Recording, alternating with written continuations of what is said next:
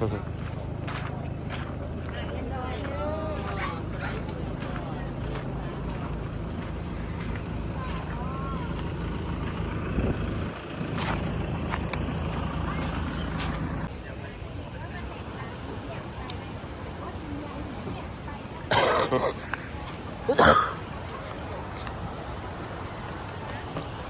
ท่องเที่ยวเริ่มมาหลายเลยนะ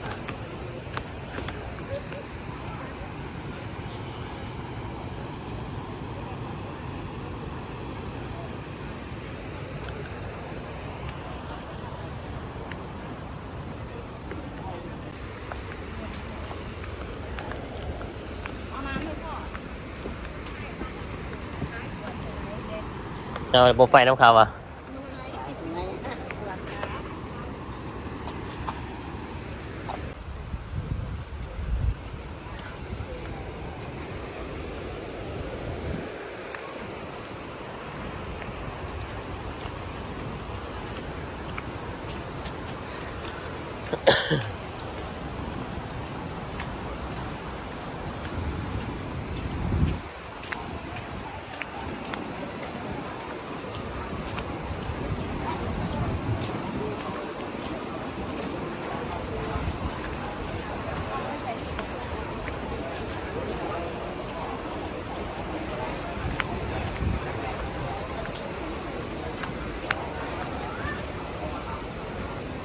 คอมเมนต์ใช่ไหมมาแคมเบอรีนี่แต่คอมเมนต์แต่ว่า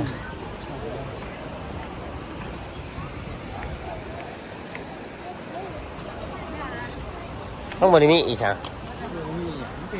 นั้นไปเบิ่ง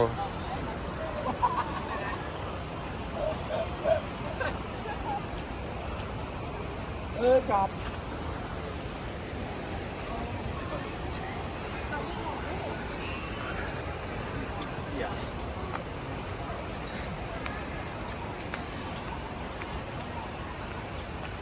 ตะกี้เพิ่นสิมีรถรับส่งเนาะแต่เดี๋ยวนี้เพิ่นบ่ได้มีรถบริการเนาะเดี๋ยวนี้เนาะก็ต้องย่างเอง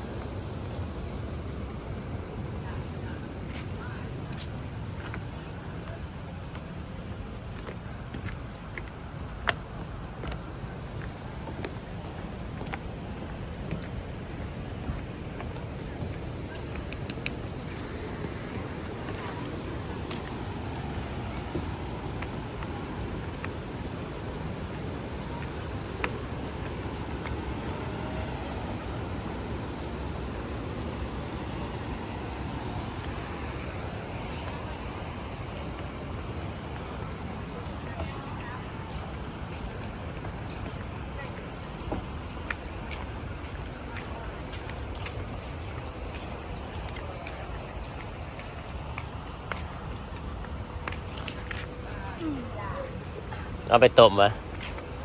มันก็น้ำตาลก็หายไว้เลยน้ำตาลน้ำอ้อยนะน้ำอ้อยโอ้ยไอโห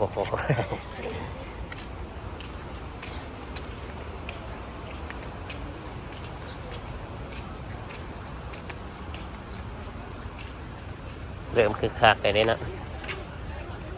ก็ต้นอย่างนี้ไอห่างอย่างหวานนอดีสะดวกดีนอดีสะดวกเนาะน้ำตาลหรือน้ำอ้อยอันนี้น้ำตาลถุงเท่าไหร่ถุง150เครื่องโล่เป็นปะโบแม่นน้ำตาลกะทิเนาะโบแม่นน้ำตาลน้ำตาลออกจากตุ่มตาข้นก็เริ่มมาร้ายแต่นั่นดีๆเนาะเป็นซักแต่มีเนาะ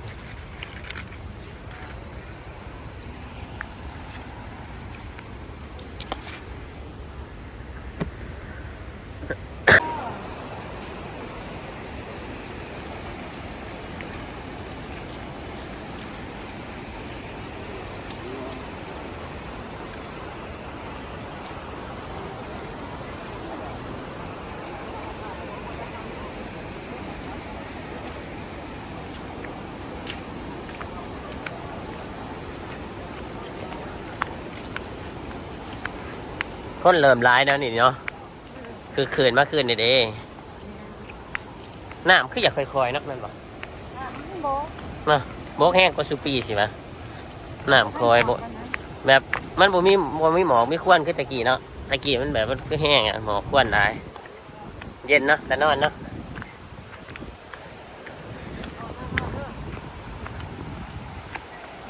นักท่องเที่ยวถือว่าหลายแห่งส่วนนี้เนาะอากาศดีเย็นสบาย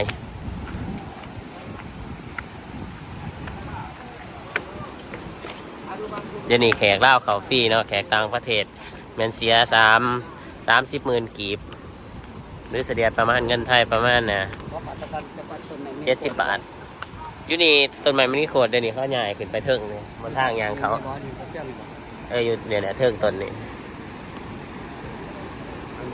น้ำมันก็แห้งกว่านี่บอกว่าแต่ก่อนมาล้นนู่นเลย คือว่าแห้งเนาะหมอกควันคือว่าหลายนะ เขาก็แม่ตะไปให้บอกมันนู่นลูก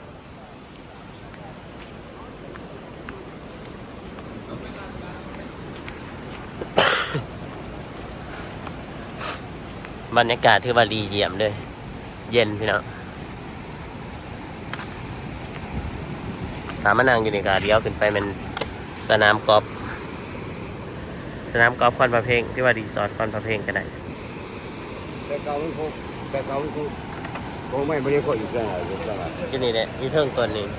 อยู่ช่างต้นนี่หรอ แมนเดี๋ยวนี้เขาย้ายไปคนเดียว มา ช่าง